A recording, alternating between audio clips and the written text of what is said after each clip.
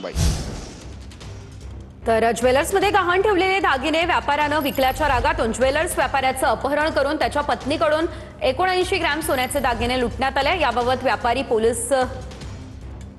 पोलिसात तक्रार करणार आहे असं समजताच त्याच्या दुकानाची तोडफोड करून दहशत माजवण्याचा प्रयत्नही करण्यात आलेला आहे। हा संपूर्ण प्रकार बदलापुरात घडलेला आहे। तोडफोडीची ही घटना सीसीटीव्ही कॅमेऱ्यामध्ये कैद झालेली आहे।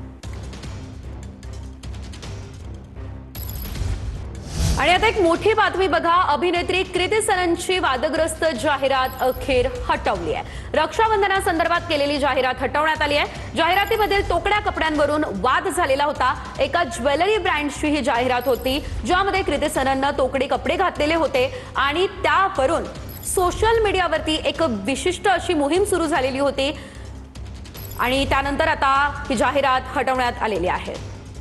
या जाहिरातीचा विरोध अनेकांकडून करण्यात आलेल्या होत्या। विविध प्रकारच्या कमेंट्स खरं तर कृती सननच्या पोस्ट्सवरती बघायला मिळत होत्या आणि अखेर आता ही जाहिरात हटवली आहे।